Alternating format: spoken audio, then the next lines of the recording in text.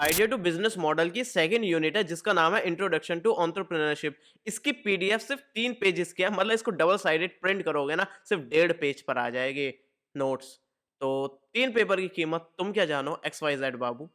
बाबू तो ये यूनिट क्या है, इसके आगे की सारी यूनिट्स काफ़ी छोटी-छोटी है। इससे पहले की वीडियो लगभग 1 घंटे की बन गई थी, 57 कुछ मिनट्स की बनी थी। लेकिन इस बार यार ये वीडियो काफ़ी छोटी होने वाली है और ऐसी ही छोटी-छोटी वीडियोज़ में हम पूरे सिलेबस को कंप्लीट कर देंगे। एक यूनिट में पूरी यूनिट कंप्लीट कर देंगे और इस यूनिट का नाम जो है इंट्रोडक्शन टू एंटरप्रेन्योरशिप, इसको हम पढ़ने वाले हैं। तो इसका सिलेबस देखें ना, इसका कंटेंट देखें हम क्या-क्या पढ़ने वाले हैं। सबसे पहले देखेंगे मीनिंग और कांसेप्ट क्या होता है एंटरप्रेन्योरशिप का और डिफरेंस क्या-क्या होता है एंटरप्रेन्योरशिप और वेज एम्प्लॉयी के बीच में, और एक एंटरप्रेन्योर के क्या-क्या फंक्शंस होते हैं और एंटरप्रेन्योर और मैनेजर के बीच में क्या-क्या डिफरेंस होता है, और एक एंटरप्रेन्योरशिप जो है इकोनॉमिक डेवलपमेंट में क्या रोल प्ले करता है। तो बैरियर टू एंटरप्रेन्योरशिप भी देखने वाले हैं। अब देखो, इस यूनिट को समझने से पहले हमें 3 चीज़ क्लियर होनी चाहिए। एंटरप्राइज़ क्या होता है, एंटरप्रेन्योर क्या होता है, एंटरप्रेन्योरशिप क्या होती है। तो सिंपल एक वाहियात सा एग्ज़ाम्पल लेते हैं, वाहियात नहीं कहना चाहिए, मैं गलत शब्द यूज़ करता हूँ तो उसके लिए यार माफ़ करना। तो हम एक एग्ज़ाम्पल लेते हैं सिंपल सा, जैसे समझ लो एक दुकान है, तो दुकान एक बिज़नेस होता है। तो उस दुकान जो है, जो एक बिज़नेस है, उसको हम बोलते हैं एंटरप्राइज़। और उस दुकान को, उस बिज़नेस को जिसने बनाया है, जो उसको चला रहा है, वो होगा एंटरप्रेन्योर। और एंटरप्रेन्योरशिप जो होती है, वो उस बिज़नेस को चलाने की प्रोसेस होती है। प्रोसेस में हो सकता है एनालिसिस हो, और क्या चीज़ कैसे करनी है, किस तरह से मैनेज करनी है, मतलब पूरी प्रोसेस जो है उस बिज़नेस को चलाने की, वो एंटरप्रेन्योरशिप होती है। तो 3 टर्म आपको शायद क्लियर हो गई होगी ऊपर-ऊपर से, अंदर से हम अभी जाएँगे और इसको थोड़ा डीपली समझेंगे। तो एंटरप्राइज़ होगी दुकान, एक बिज़नेस हो गया, और एंटरप्रेन्योर जो हो गया वो उस बिज़नेस या फिर दुकान को चलाने वाला हो गया, और उस चलाने की प्रोसेस को, उस बिज़नेस को चलाने की प्रोसेस को एंटरप्रेन्योरशिप बोलते हैं। तो इन शॉर्ट आपको समझ में आ गई होगी। अब हम एंटरप्राइज़ को थोड़ा डीपली जानते हैं। तो एंटरप्राइज़ जो है सिंपली एक बिज़नेस है या फिर एक कंपनी है जो कि चलाई जाती है, जिसका मेन एम होता है प्रॉफ़िट बनाना।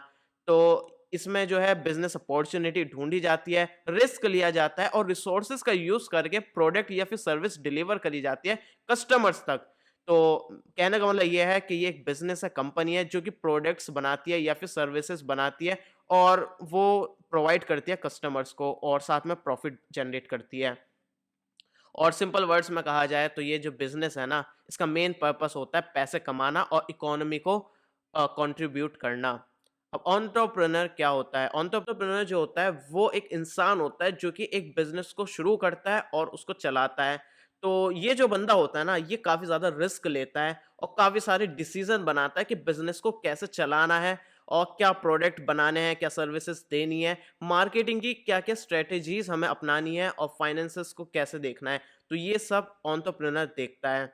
और एंटरप्रेन्योर जो होता है वो जो है कुछ नया बनाता है या फिर कोई एक प्रॉब्लम को सॉल्व करता है, और वो अपना टाइम और मनी और अपने एफर्ट्स लगाता है एक सक्सेसफुल बिज़नेस बनाने के लिए। एंटरप्रेन्योरशिप क्या होता है वो देखता है। एंटरप्रेन्योरशिप जो है वो पूरी प्रोसेस को बोलता है, बिज़नेस को स्टार्ट करना, उसको ऑर्गेनाइज़ करना, मैनेज करना। तो ये सब पूरी जो प्रोसेस है ना एंटरप्रेन्योरशिप होती है, बिज़नेस को शुरू करने से लेकर उसको ऑर्गेनाइज़ और मैनेज करने तक का। तो इसमें हमारा जो मेन एम होता है वो होता है प्रॉफ़िट जनरेट करना। तो इसमें काफ़ी सारे रिस्क लिए जाते हैं, मार्केट में काफ़ी सारी अपॉर्च्युनिटीज़ ढूँढी जाती है, और एक नया प्रोडक्ट या फिर सर्विस बनाई जाती है जो कि कस्टमर्स की नीड्स को फुलफ़िल करे। तो एंटरप्रेन्योरशिप जो है बेसिकली प्रोसेस है एक बिज़नेस को शुरू करने की और उसको चलाने की। तो एंटरप्रेन्योरशिप जो है काफ़ी हेल्प करता है इकोनॉमी ग्रोथ को बनाने के लिए, और साथ में जॉब क्रिएशन। एक एग्ज़ाम्पल ले सकते हैं, जैसे कि एक आपने कपड़ों का शोरूम खोला, तो उसमें वर्कर्स आप रखेंगे काफ़ी सारे जो कपड़े दिखाएँगे लोगों को गाइड करेंगे। तो वर्कर जब आप रखेंगे तो आपने काफ़ी सारी जॉब्स दी लोगों को, तो आपने जॉब अपॉर्च्युनिटीज़ जो है जनरेट करके दी और काफ़ी लोगों को जॉब मिली। तो एंटरप्रेन्योरशिप का ये फ़ायदा होता है कि आप तो पैसा कमाते हो लेकिन बाकी को भी मौका देते हो और उनको जॉब अपॉर्च्युनिटीज़ मिल जाती है। अब देखते हैं बेनिफिट्स क्या-क्या हो सकता है एंटरप्रेन्योरशिप के या फिर एंटरप्रेन्योर के। तो दोनों में से कोई भी चीज़ पूछी जाए तो आप इन पॉइंट्स को यूज़ कर सकते हो। तो यहाँ पर काफ़ी सारे फ़ायदे होते हैं। सबसे पहला फ़ायदा और सबसे बड़ा फ़ायदा होता है इंडिपेंडेंस एंड फ्लेक्सिबिलिटी। देखो यार, आपका खुद का बिज़नेस है, आप किसी भी टाइम उठो, किसी भी टाइम जाओ, सब खुद पे डिपेंड रहता है, आपके ऊपर कोई बॉस नहीं होता, आप खुद बॉस होते हो, आपके अंडर लोग होने वाले हैं और आपको किसी की सुननी नहीं पड़ेगी। किसी भी टाइम जा सकते हो, किसी भी टाइम आ सकते हो, किसी भी टाइम उठ सकते हो, जो काम करना चाहे वो कर सकते हो, तो आप यहाँ के भगवान होते हो अपने बिज़नेस के। और दूसरा फ़ायदा जो होता है, वो है कंट्रोल ओवर डिसीज़न मेकिंग। तो आपका पूरा कंट्रोल होता है किसी भी डिसीज़न लेने के लिए। आप अपने बिज़नेस में कुछ भी डिसीज़न ले सकते हैं, आपको ये नहीं बोलेगा कि तुमने ये डिसीज़न क्यों लिया? तो आपका जो भी एनालिसिस है, जो भी आपको आइडिया इम्प्लीमेंट करना है, आप डिसीज़न ले सकते हो, आपकी मर्ज़ी है और क्विकली और इफ़ेक्टिव आप डिसीज़न ले सकते हो आराम से। अपॉर्च्युनिटी फॉर अनलिमिटेड इनकम, तीसरा पॉइंट है ये। मतलब आप जो है अनलिमिटेड पैसा कमा सकते हो। अगर आप एक जॉब कर रहे हो, एक नौकरी कर रहे हो, तो आपकी फिक्स सैलरी है कि आपको हर महीने 40,000 मिलेंगे या हर महीने 50,000 मिलेंगे। लेकिन आपका खुद का बिज़नेस है, तो आप जो है अनलिमिटेड पैसा कमा सकते हो। बस आपको थोड़ी मार्केट में रिसर्च करनी होगी, चीज़ों को इम्प्रूव करना होगा ताकि आप और कमा सको। मतलब ऐसा हो सकता है कि 1 महीना आपकी काफ़ी ज़्यादा इनकम हो गई, 1 महीने हो सकता है डाउन हो गई, तो आपकी फिक्स इनकम नहीं होती है, काफ़ी ज़्यादा आप कमा सकते हो। एक मैं खुद से रिलेट करके एग्ज़ाम्पल बताऊँ, जैसे मैं हूँ, मेरी इनकम जो है कभी कम होती है, कभी ज़्यादा होती है और मैं चाहे तो मैं कितना भी कमा सकता हूँ, क्योंकि टाइम दोगे तो पैसा कमा सकते हो। तो अगर मैं चीज़ों को ज़्यादा टाइम दूँगा, तो मैं ज़्यादा पैसा कमा सकता हूँ। 2 टाइम्स कमा सकता हूँ, 3 टाइम्स कमा सकता हूँ, 4 टाइम कमा सकता हूँ, इवन 10 टाइम भी कमा सकता हूँ। तो टाइम ज़्यादा दोगे, ज़्यादा अच्छे से एनालिसिस करोगे, ज़्यादा रिसर्च करोगे, तो ज़्यादा आप पैसा कमा सकते हो। तो जॉब के अकॉर्डिंग देखा जाए, एक नौकरी के कंपैरिज़न में देखा जाए, तो यहाँ पर आपकी अपॉर्च्युनिटी होती है अनलिमिटेड अर्निंग करने की। क्रिएटिव एक्सप्रेशन, देखो, अगर आपका कोई बिज़नेस है, तो आपके माइंड में जो भी कोई यूनिक आइडिया आ रहा है या फिर आपका कोई विज़न है लाइफ़ का, तो आप अपने बिज़नेस के थ्रू उसको एक्सप्रेस कर सकते हो। आपकी ने कोई आइडिया सोचा, कोई यूनिक आइडिया, तो उस आइडिया को जो है एक प्रोडक्ट बनाकर मार्केट में लॉन्च कर सकते हो, तो अपनी क्रिएटिविटी दिखा सकते हो अपने बिज़नेस के थ्रू। 5th पॉइंट है जॉब क्रिएशन, इसको हम पहले भी देख चुके हैं। मान लो आपने एक सुंदर-सा बढ़िया-सा कैफ़े खोला है, तो उस कैफ़े में काफ़ी सारे आपको लोग चाहिए जो काम करेंगे, वेटर्स चाहिए, वहाँ की साफ-सफाई करने के लिए चाहिए, एक मैनेजर चाहिए। तो काफ़ी सारी आप जॉब्स जो है बना सकते हो, काफ़ी लोगों को नौकरी दे सकते हो। तो ये काफ़ी अच्छी चीज़ है और इससे जो है इकोनॉमिक डेवलपमेंट भी होता है। 6th पॉइंट है पर्सनल फुलफिलमेंट। अब देखो यहाँ पर आप जो है, अगर आपका बिज़नेस है, तो आप अपने पैशन को फ़ॉलो कर रहे हो और जो आपका पॉजिटिव इम्पैक्ट जो है सोसाइटी पर डाल रहे हो अपने पैशन के थ्रू, तो इससे आपको एक पर्सनल सैटिस्फैक्शन मिलता है और एक फुलफिलमेंट लगता है कि हाँ, मैंने कुछ करा है, कुछ अच्छा करा है। 7th पॉइंट है कंटिन्यूअस लर्निंग। तो देखो, अगर आपका बिज़नेस है ना, आपको कंटिन्यूअसली कुछ नया सीखने को मिलेगा। मार्केट में चेंज हो रहा है, तो उसके अकॉर्डिंग खुद को आप चेंज करोगे, तो आपको एक नया चीज़ के बारे में पता चलेगा, खुद में इम्प्रूवमेंट दिखेगा और बिज़नेस के जब आप करते जाएँगे, तो नई-नई चीज़ें आपको सीखने को मिलेगी कि ऐसा भी होता है, अगर मार्केट डाउन है, मार्केट में इस तरह का चेंजेस आ रहा है, तो आपको क्या करना चाहिए? इस तरह की काफ़ी सारी लर्निंग होती रहती है और ऐसा नहीं है कि आपकी सिर्फ़ एक बार आपने बिज़नेस खोल लिया, लर्निंग आपकी वहीं तक थी। लाइफ़ टाइम आपकी लर्निंग चलती रहेगी जब तक आपका बिज़नेस चलता रहेगा, क्योंकि आप जो है उसमें ग्रोथ ढूँढोगे और आप और अच्छा प्रॉफ़िट कमाने के लिए उसमें चीज़ों को एनालिसिस करोगे, तो उससे आप काफ़ी सारी नई चीज़ें सीखोगे और काफ़ी सारे नए चेंजेस को अडॉप्ट करोगे। तो अगर आप इस चीज़ को करते हो, नई-नई चीज़ें सीखते हो, तो आप जो है प्रोफ़ेशनल ग्रोथ भी होगी और आपकी पर्सनल ग्रोथ भी होगी, आपका माइंड भी शार्प होगा, आपके बिज़नेस की भी ग्रोथ होगी। तो कंटीन्यूअस लर्निंग होती है एक एंटरप्रेन्योरशिप या फिर एंटरप्रेन्योर में। अब देखो, एग्ज़ाम में फीचर्स पूछ लिए जाए या फिर कैरेक्टरिस्टिक्स पूछ ली जाए एंटरप्रेन्योरशिप के या फिर एंटरप्रेन्योर के, तो आप इन पॉइंट्स का यूज़ कर सकते हो। देखो, सबसे पहले तो एंटरप्रेन्योर्स जो होते हैं वो इनोवेटिव होते हैं, इनोवेशन होती है। मतलब जो है वो मार्केट में नए प्रोडक्ट्स लाते हैं, नए सर्विस लाते रहते हैं, तो एक नई-नई इनोवेशंस वो करते रहते हैं। रिस्क टेकिंग, देखो भाई, ये रिस्क बहुत लेता है। मतलब जो है पूरी कैलकुलेशन के साथ, पूरे डेटा के साथ, पूरी एनालिसिस के साथ जो है वो रिस्क लेता है ताकि वो अपने बिज़नेस को ग्रो कर पाए और अपने बिज़नेस का गोल अचीव कर पाए। पैशन, देखो काफ़ी पैशनेटेड होते हैं जो एंटरप्रेन्योर्स होते हैं। वो जो काफ़ी ज़्यादा हार्ड वर्कर होता है, क्योंकि उनको अपना बिज़नेस जो है ग्रो करना होता है और ज़्यादा से ज़्यादा प्रॉफ़िट कमाना होता है और अपने गोल को अचीव करना होता है। उसके लिए वो रात तक काम भी कर सकते हैं। पता नहीं क्यों यार, मैं इस सब्जेक्ट से, इसमें काफ़ी सारे पॉइंट्स से खुद को रिलेट करता रहता हूँ। काफ़ी बार मैं भी रात तक काम करता हूँ। आपके लिए नोट्स जो है मैं पूरी रात नहीं, मतलब रात में जाग कर बनाता हूँ। तो इस तरह से पैशनेटेड हो मैं यार पता नहीं ऐसा लग रहा है मैं खुद की तारीफ़ कर रहा हूँ। Sorry, sorry, sorry.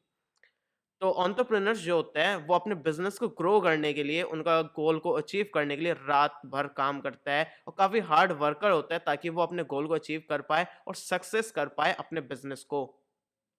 Opportunity driven तो एंटरप्रेन्योर्स जो होता है वो हमेशा नई नई अपॉर्चुनिटीज को ढूंढते रहता है ताकि वो अपने बिजनेस को ग्रो कर पाए।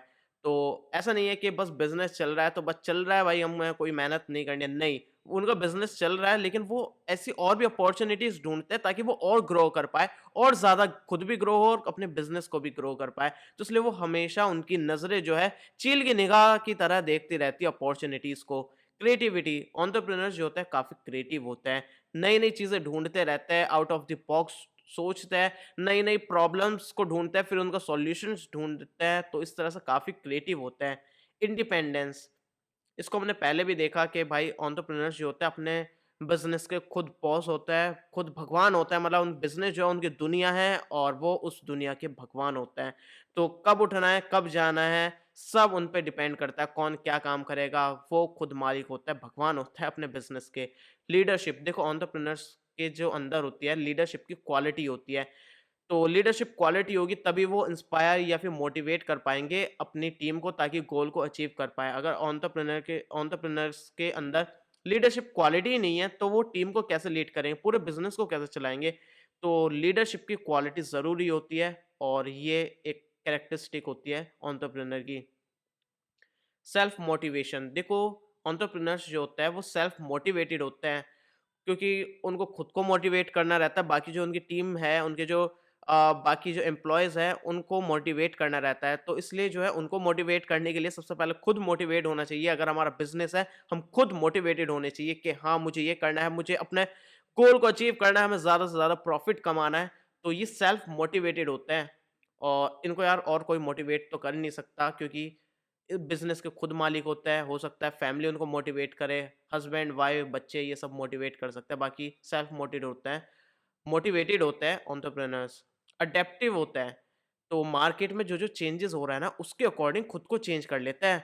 एग्ज़ाम्पल के लिए दिखाऊँ जैसे फ्रंट कैमरा जो होता है स्मार्टफ़ोन में, पहले जो है वो वीडियो कॉल्स वगैरह के लिए होते थे, वीडियो कॉल्स वगैरह, मीटिंग वगैरह लेने के लिए। लेकिन बाद में देखा स्मार्टफ़ोन कंपनीज़ ने कि लोग जो है इसको फ़ोटोज़ क्लिक करने के लिए भी ले रहा है, फ़ोटोज़ कैप्चर कर रहा है, वो खुद से फ़ोटो ले रहा है, सेल्फ़ीज़ ले रहा है, इसको नाम दे रहा है सेल्फ़ी और खुद फ़ोटो वीडियोज़ बनाने के लिए फ्रंट कैमरे का यूज़ करने लगे। तो देखा यार मार्केट में लोगों को फ्रंट कैमरा जो है फ़ोटोज़ वग़ैरह क्लिक करने के लिए भी ले रहा है, तो उन्होंने फिर अच्छे कैमरे देने शुरू कर दिए फ्रंट कैमरे में।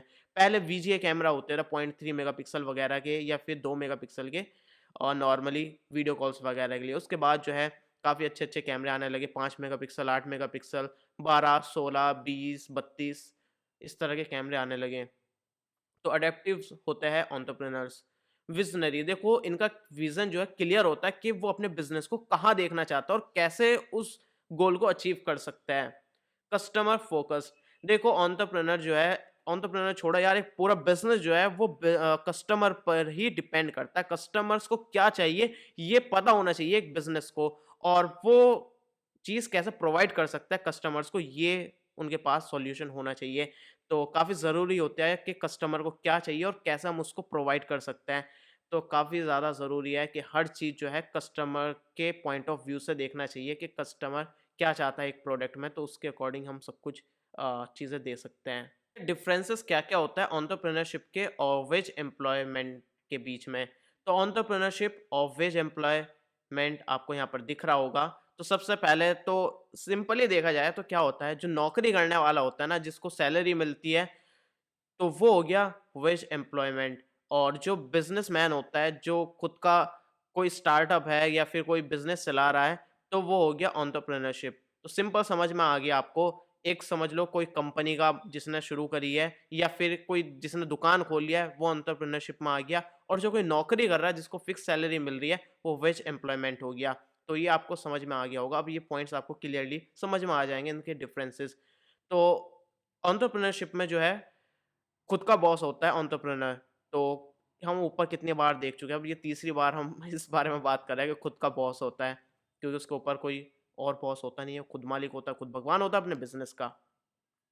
और जो वेज एम्प्लॉयमेंट में होता है, वो दूसरों के लिए काम करता है। एक नौकरी जो करता है ना बंदा, वो दूसरों के लिए काम कर रहा है, उससे ऊपर बॉस है, तो उसको उसके अकॉर्डिंग चलना पड़ेगा। एंटरप्रेन्योरशिप में जो होता है, खुद के प्लान होते हैं एंटरप्रेन्योर के, तो वेज एम्प्लॉयमेंट को देखा जाए तो वो जो है इंस्ट्रक्शंस को फॉलो करता है। जो उसके बॉस ने बताया उसको वो करना पड़ता है। अगर कोई काम दिया है तो उसको वो काम करना पड़ता है। वो खुद से अपने हिसाब से कोई प्लान नहीं कर सकता, अपने अकॉर्डिंग नहीं चल सकता। रिस्पॉन्सिबल होता है एंटरप्रेन्योर कंपनी के डिसीजन के लिए। और जबकि देखा जाए वेज एम्प्लॉयमेंट में तो कोई रिस्पॉन्सिबल नहीं होता वो किसी भी डिसीजन के लिए कंपनी में। मतलब कंपनी में कोई डिसीजन वगैरह वो नहीं ले सकता। और जो है एंटरप्रेन्योर जो होता है वो क्रिएटिव एक्टिविटी करता रहता है। मतलब कुछ भी क्रिएटिविटी ढूँढता रहता है कि अगर कोई प्रोडक्ट बेस्ड उसकी कोई बिज़नेस है, कोई ऑर्गनाइज़ेशन है, तो वो सोचता है कि अपने प्रोडक्ट को कैसे इम्प्रूव करा जाए, इसमें और कैसे एफ़िशिएंट बनाया जाए और क्या क्रिएटिविटी करी जाए, तो इस तरह से वो सोचता रहता है। लेकिन जो काम कर रहा है, जो नौकरी कर रहा है वहाँ, उसको कुछ लेना-देना नहीं, उसको अपना डेली जाना है 9 बजे और 5 बजे आना है, तो उसकी एक रूटीन जॉब होती है। अर्निंग जो होती है, वो हमने बताया कि फिक्स नहीं होती है और उसकी कम भी हो सकती है, ज़्यादा भी हो सकती है। अगर कंपनी प्रॉफ़िट में चल रही है, तो ज़्यादा इनकम होगी और लॉस में चल रही है, तो उसकी कम इनकम होगी। लेकिन जो एक नौकरी कर रहा है, उस बंदे की फिक्स सैलरी है, कंपनी घाटे में चल रही है या फिर प्रॉफ़िट में चल रही है, उसका कोई लेना-देना नहीं, उसकी फिक्स सैलरी मिलती रहती है। एंटरप्रेन्योर जो होता है, वो वेल्थ क्रिएट करता है और जीडीपी में कंट्रीब्यूट करता है क्योंकि भाई वो पैसा बना रहा है और लोगों को दे रहा है मतलब जो उसके यहाँ नौकरी कर रहा है, उनको पैसा दे रहा है, उनको एम्प्लॉयमेंट दे रहा है। तो इस तरह से ओवरऑल जीडीपी को भी कंट्रीब्यूट होता है। लेकिन वेज एम्प्लॉयमेंट में क्या होता है, ये नौकरी कर रहा है और इनको सिर्फ़ पैसा मिल रहा है। ये पैसा बना नहीं रहे हैं, ना दूसरों को नौकरी दे रहे हैं। तो ये खुद सिर्फ़ पैसा कमा रहा है और कुछ नहीं करते हैं। एंटरप्रेन्योर्स जो होता है, उनकी कोई एग्ज़ैक्ट ऐज नहीं होती है काम करने की। जैसे कि आपने रतन टाटा जी को देखा होगा, वो अभी भी काम कर रहे हैं, उनकी कितनी ज़्यादा ऐज होगी। डिफ़रेंट बिज़नेस वग़ैरह वो करते रहते हैं और बढ़िया ऐसा चलता रहता है। लेकिन अगर आप नौकरी कर रहे हो तो स गवर्नमेंट जॉब में आपने देखा होगा स्पेसिफ़िक ऐज लिमिट होती है कि आप इतने साल तक ही सर्विस कर सकते हो। अगर आपकी ऐज इससे ज़्यादा हो जाएगी, आप रिटायर हो जाओगे। इसी तरह प्राइवेट सेक्टर में काफ़ी सारी ऐसी नौकरी होती है जिसमें ऐज लिमिट होती है। तो ये कुछ डिफरेंसेस हैं एक बिज़नेसमैन के या फिर जिसने बिज़नेस बनाया, जो बिज़नेस चला रहा है, उसके बीच में और जो एक नौकरी कर रहा है, उन इन दोनों के बीच में। समझ गए ना क्या कहना चाह रहा हूँ, है ना?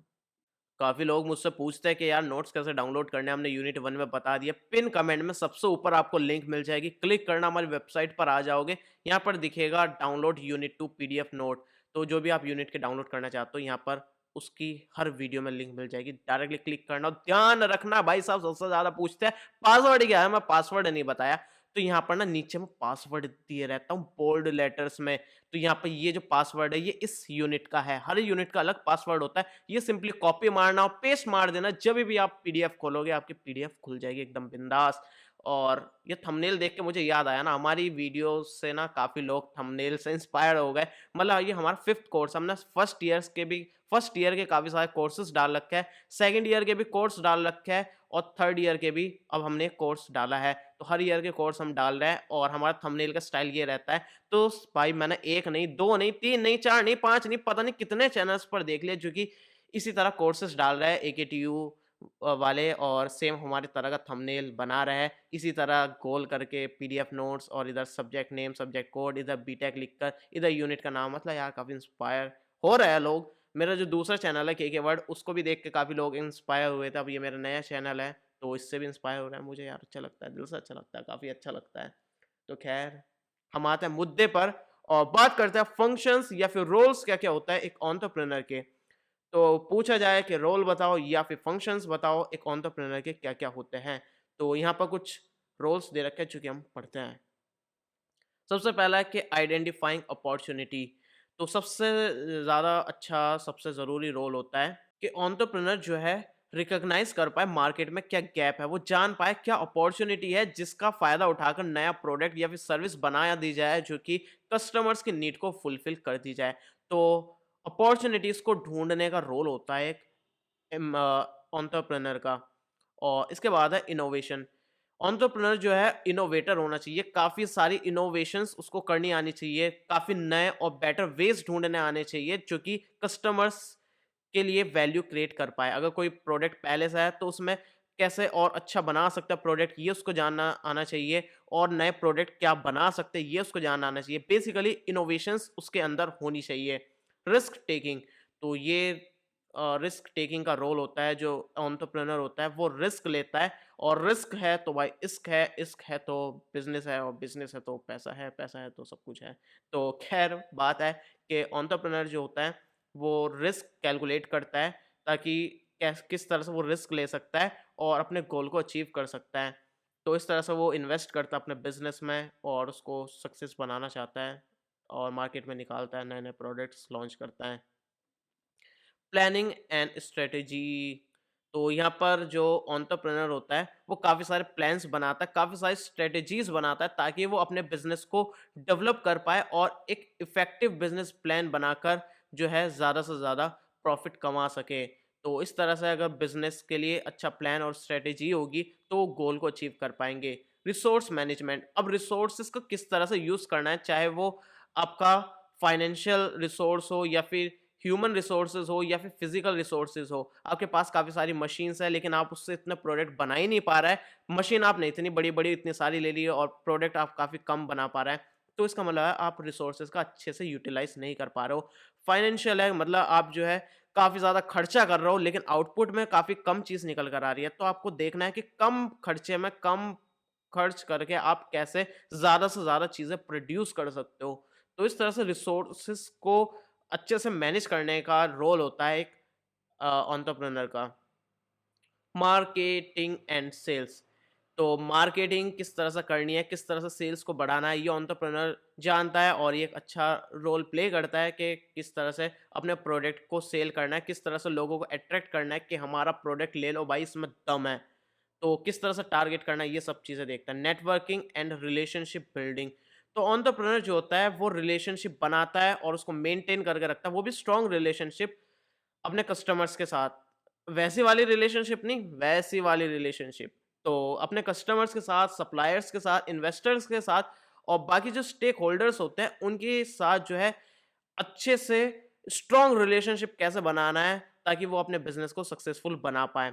तो अगर कस्टमर्स को अच्छे से आपने समझा, सही से रिलेशनशिप बनाई, और बाकी जो आपके इन्वेस्टर्स हैं, सप्लायर्स हैं, उनके साथ अच्छा नेटवर्क होगा, तभी आप कस्टमर्स तक पहुँच पाओगे और अपने प्रोडक्ट को उन तक पहुँचा पाओगे।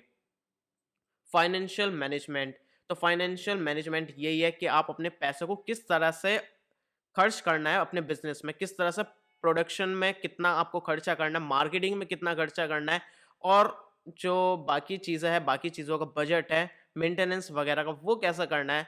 तो ये चीज़ें आपको देखनी आनी चाहिए कि किस तरह से आपको अपने पैसों का हिसाब करना है।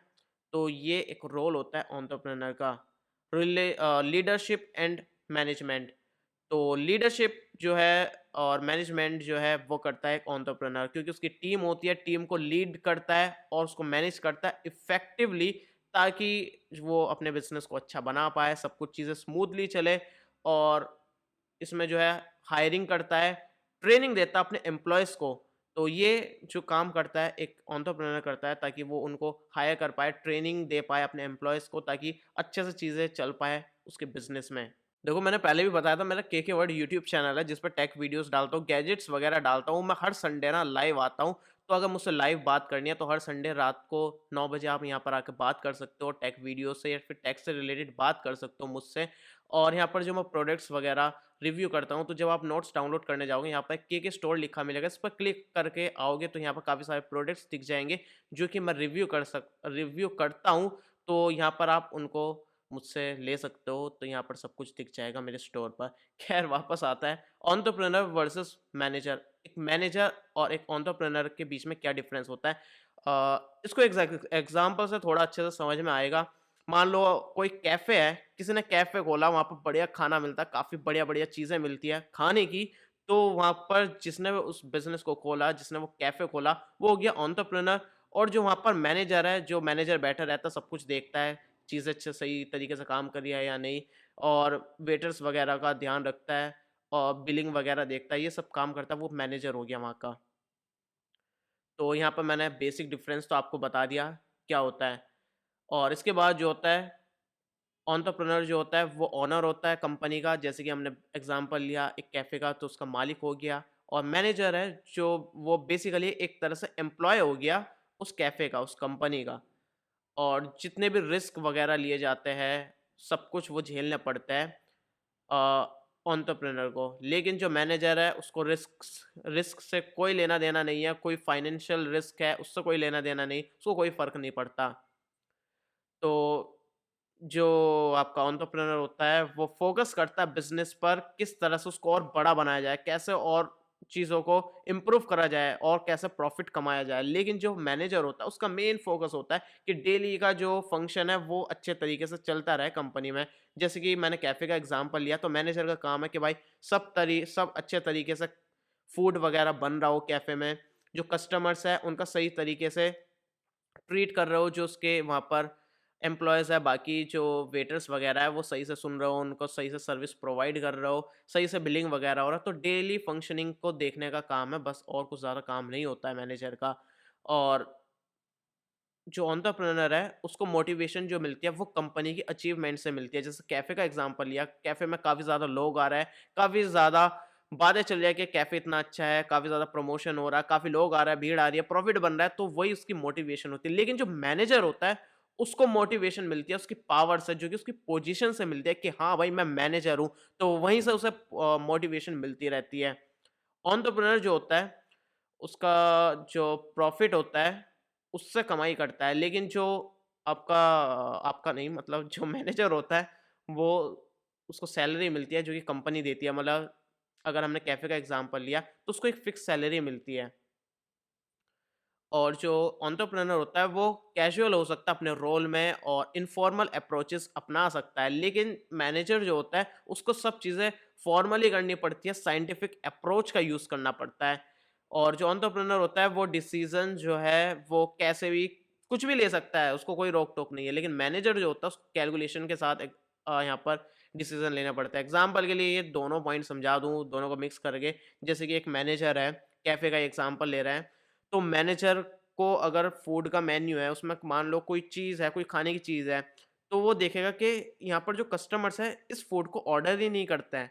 और कभी-कभी कर दिया ऑर्डर, तो काफ़ी ज़्यादा नुकसान भी हो जाता है, क्योंकि हमने आज उसके लिए तैयारी करी, लेकिन ऑर्डर सिर्फ़ एक ही आया, बाकी जो चीज़ें बची उस खाने को बनाने के लिए, उस चीज़ को बनाने के लिए, तो वो बची रहेगी, हमारा नुकसान हो रहा है। तो पूरी कैलकुलेशन के साथ उसने डिसीज़न ले लिया कि मेन्यू में से इस चीज़ को हटा दो, हम मेन्यू में ये रख ही नहीं रहे।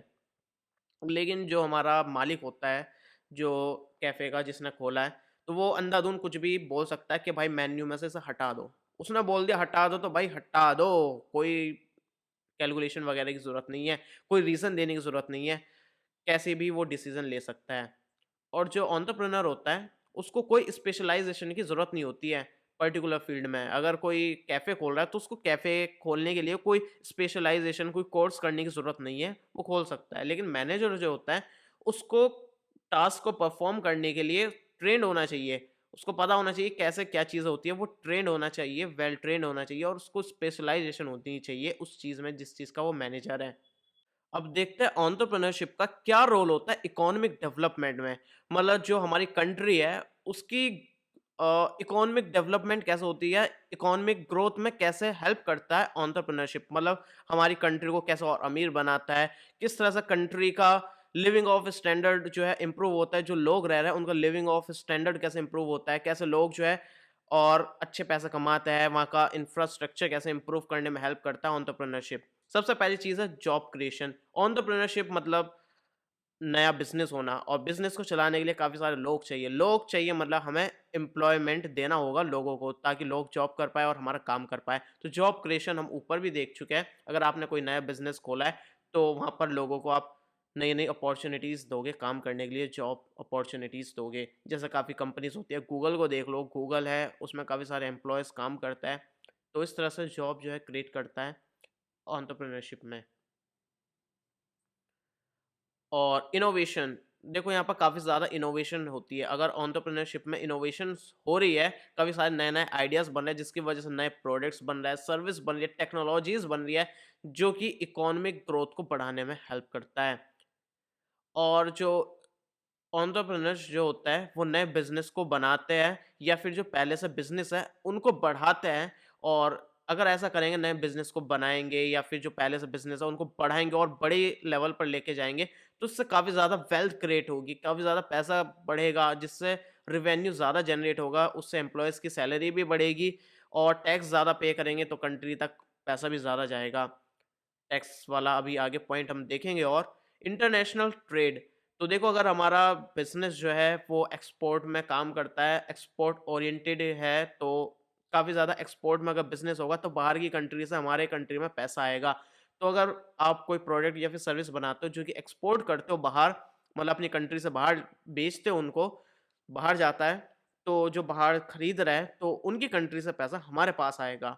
तो इससे जो है हम दूसरी कंट्री से पैसा कमा सकते हैं, अपनी कंट्री में ला सकते हैं और अपनी कंट्री को आगे ले जा सकते हैं।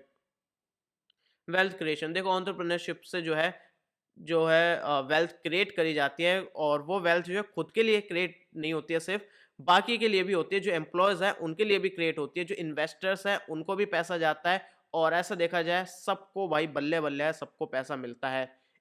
अब देखो 6th पॉइंट है इन्वेस्टमेंट। देखो एंटरप्रेन्योरशिप में जो होता है काफ़ी ज़्यादा इन्वेस्टमेंट को अट्रैक्ट करता है कुछ रीज़न या फिर कंट्री के लिए और काफ़ी ज़्यादा इन्वेस्टर्स जो है इन्वेस्ट करता है, काफ़ी ज़्यादा फॉरेन इन्वेस्टमेंट भी हमें मिलती है अपने बिज़नेस में, जिससे टोटली हमारी इकोनॉमिक डेवलपमेंट हो पाती है। इंफ्रास्ट्रक्चर डेवलपमेंट देखो कोई बिज़नेस बन रहा है तो काफ़ी वाइटल रोल प्ले करता है इंफ्रास्ट्रक्चर को डेवलप करने में। तो यहाँ पर अगर हम बिज़नेस बना रहे हैं तो काफ़ी ज़्यादा हम इन्वेस्टमेंट करते हैं इंफ्रास्ट्रक्चर में। वो हो सकता है ट्रांसपोर्टेशन में हम इन्वेस्टमेंट करें, कम्युनिकेशन में करें या फिर बाकी प्रोजेक्ट्स में हम इन्वेस्टमेंट करें ताकि एक इंफ्रास्ट्रक्चर डेवलप हो पाए। इंफ्रास्ट्रक्चर डेवलप होगा तो टोटली हम देखा जाए तो हमारी इकोनॉमिक ग्रोथ होगी।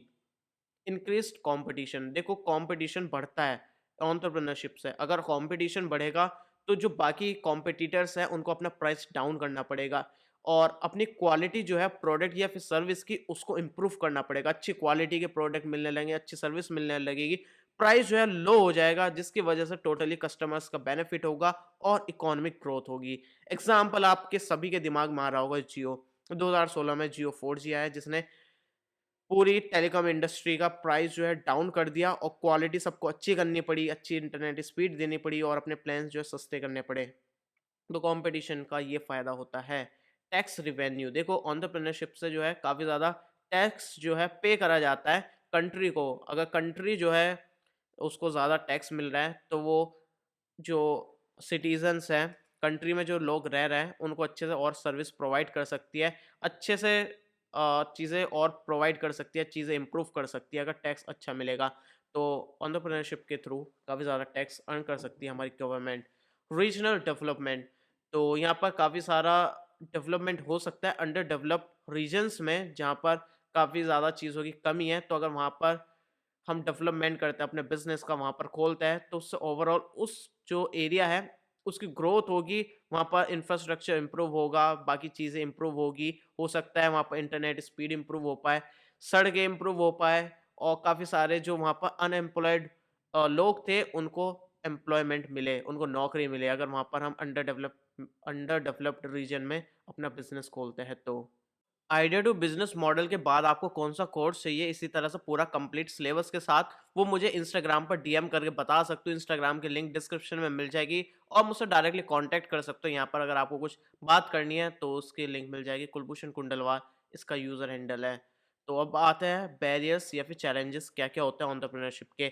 लिखने को आ जाए कि भाई बैरियर्स बताओ, चैलेंजेस बताओ एंटरप्रेन्योरशिप के क्या-क्या होता है? मतलब क्या-क्या डिफ़िकल्टीज़ होती है, जो कि फेस करता है हम लोग, जिसकी वजह से हम एक एंटरप्रेन्योर नहीं बन पाते, एक बिज़नेस नहीं बना पाते, एक बिज़नेस ग्रो नहीं कर पाते, एक बिज़नेस शुरू नहीं कर पाते हैं। एक नया बिज़नेस शुरू करने में क्या-क्या रुकावट आती है, वो देखते हैं। तो सबसे पहली चीज़ है lack of access to finance. देखो भाई बिज़नेस शुरू करने के लिए जेब में होना चाहिए पैसा। पैसा नहीं है तो आप क्या करोगे? अगर आपने कुछ सोचा है कैफ़े बनाना है, तो आपको जगह चाहिए, जगह में आपको पैसा चाहिए उस पे खर्च करने के लिए। उसके अंदर जो आपका इंटीरियर वगैरह उसको खर्च करने के लिए पैसा चाहिए। अगर आपके पास पैसा नहीं है, आपने कुछ बिज़नेस आइडिया सोच लिया, तो आप बिज़नेस कैसे खोलोगे? तो ये एक रुकावट होती है, जो कि पैसा होती है, जो कि सबसे बड़ा रीज़न होता है एक नया बिज़नेस शुरू ना करने के पीछे।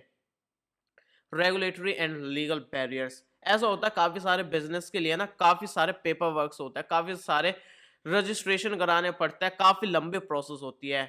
तो इस चक्कर में भाई फँसे रह जाते हैं कुछ लोगों के लाइसेंस नहीं बन पाते उनका बिज़नेस शुरू करने के लिए और काफ़ी लोग लाइसेंस बनवा ही नहीं पाता है, मतलब काफ़ी ज़्यादा प्रॉब्लम होती है और काफ़ी लोगों को काफ़ी ज़्यादा टैक्स पे करना पड़ता है अपने बिज़नेस में।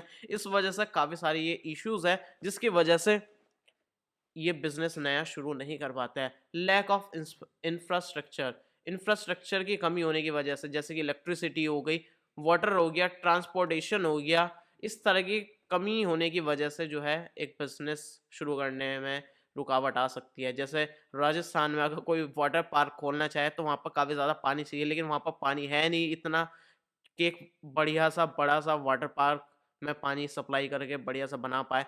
तो इस तरह से इंफ्रास्ट्रक्चर की प्रॉब्लम होने की वजह से काफ़ी ज़्यादा रुकावट आ सकती है। जैसे कि हमने देखा अभी चिप शॉर्टेज चल रही थी पहले जो सेमीकंडक्टर्स है उसकी सप्लाई की वजह से चिप्स नहीं बन रही थी। मतलब जो प्रोसेसर्स वगैरह होते हैं, एसओसी होती है सिस्टम ऑन चिप वगैरह ये नहीं बन पा रही थी जिसकी वजह चिप शॉर्टेज की वजह से हमारा स्मार्टफ़ोन, लैपटॉप और जितने भी इलेक्ट्रिक आइटम थे वो महँगे हो रहे थे और अब जाकर कुछ सस्ते हुए हैं लेकिन अभी भी काफ़ी सारी चीज़ें महँगी है। तो इंफ्रास्ट्रक्चर की कमी होने की वजह से काफ़ी सारी कंट्रीज़ जो है चिप्स नहीं बना पा रही थी और सेमीकंडक्टर्स जो है उनका यूज़ नहीं कर पा रहे थे, उनको नहीं निकाल पा रहे थे। इस वजह से इंफ्रास्ट्रक्चर की कमी होने की वजह से काफ़ी सारी चिप शॉर्टेज चल रही थी। लिमिटेड एक्सेस टू इन्फॉर्मेशन जो कि हमारा 4th पॉइंट है। तो मार्केट की इन्फॉर्मेशन ना होने की वजह से मार्केट में क्या ट्रेंड चल रहा है, कस्टमर्स क्या-क्या चाहिए, कस्टमर्स के क्या इनसाइट्स हैं, उनकी क्या ज़रूरत है, अगर हमें इन इन्फॉर्मेशन की नॉलेज नहीं है, इन इन्फॉर्मेशन तक हम नहीं पहुँच पा रहे हैं, तो इस वजह से हम बिज़नेस स्टार्ट नहीं कर पाते हैं। कोई भी नया प्रोडक्ट या फिर सर्विस जो है, हम जब ही दे पाएँगे अपने कस्टमर्स को जब हमें पता होगा कस्टमर्स को क्या चाहिए, क्या ज़रूरत है, मार्केट में क्या ट्रेंड चल रहा है। तो ये इन्फॉर्मेशन की कमी होने की वजह से भी काफ़ी सारे बिज़नेस रुक जाते हैं शुरू होने से पहले ही।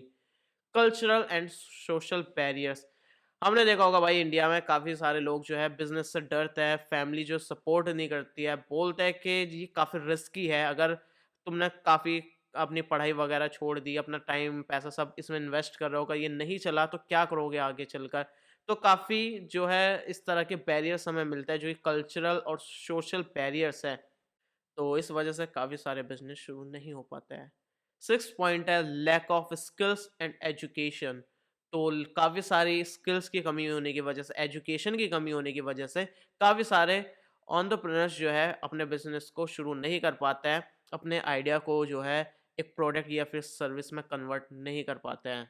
फ़ियर ऑफ फेलियर, बिज़नेस शुरू करने से पहले ही डर जाते हैं कि यार कहीं हम फेल हो गए तो क्या होगा? अगर सक्सेस नहीं मिली तो क्या होगा? इसी तरह से ओवरथिंकिंग कर के काफ़ी सारी चीज़ें सोच-सोच कर जो है हम बिज़नेस शुरू ही नहीं करते हैं। 8th पॉइंट है लिमिटेड एक्सेस टू मार्केट। तो ऐसा हो सकता है आपने सब कुछ सेट है, सब कुछ है लेकिन आपके पास मार्केट में जो है एक्सेस नहीं कर पा रहे हो, जहाँ आपको वो प्रोडक्ट या फिर सर्विस देनी है, वहाँ तक आप पहुँच ही नहीं पा रहे। हो सकता है जैसे आपने कोई कैफ़े सोचा मैं कैफ़े खोलता हूँ, तो आपने देखा यार मुझे लोकेशन ही नहीं मिल रही, जगह ही नहीं मिल रही खोलने के लिए या फिर हो सकता है कॉम्पिट जहाँ पर आप खोल रहे हो, कॉम्पिटिशन इतना ज़्यादा है कि भाई आप रुक गए कि यार चलो रहने देते हैं। इस तरह की प्रॉब्लम्स हो सकती है एक बिज़नेस शुरू करने से पहले। मार्केट कॉम्पिटिशन, अगेन वही मार आपने सब कुछ सोच लिया लेकिन मार्केट में इतना कॉम्पिटिशन है कि आपको मार्केट का कॉम्पिटिशन देख के ही डर गए और आप भाई एक कदम पीछे कर लिया कि हम नहीं खोलेंगे अपने बिज़नेस को। तो ये एक कॉम्पिटिशन होने की वजह से एक ये हमारा बैरियर हो सकता है। और लास्ट पॉइंट है lack of mentorship and support. काफ़ी सारे बिज़नेस को चलाने के लिए जो है अकेले काफ़ी सारी चीज़ें हम नहीं कर पाते हैं। हमें चाहिए होता है कोई हमारा एक्सपीरियंस्ड बंदा हमारे साथ हो, हमें वो हेल्प करे, हमें सपोर्ट करे, हमें सजेस्ट करे क्या चीज़ कैसे करनी है। तो मेंटरशिप हमें मिल जाए उसकी तरफ से तो चीज़ें काफ़ी स्मूथ हो जाती हैं। लेकिन अगर आप अकेले कर रहे हो, कोई आपको सपोर्ट नहीं कर रहा है और आपको कोई गाइड भी नहीं कर रहा है, तो काफ़ी सारे बिज़नेस फेल हो जाते हैं। तो ये हमारी पूरी यूनिट थी, जो कि हमने काफ़ी कमाल तरीके से काफ़ी कम टाइम में पूरी कर दी। मुझे कुछ नहीं चाहिए, मुझे चाहिए आपका प्यार, और प्यार आप दिखा सकते हो लाइक बटन को दबाकर। लाइक बटन इस तरह का दिखता है, बस आपको इस तरह से दबाना है, इतनी तेज़ दबाना है, मेरे कानों तक आवाज़ आनी चाहिए। और अब मिलते हैं नेक्स्ट वीडियो में। बाय। 3 ये जो यूनिट 2 है ना, इंट्रोडक्शन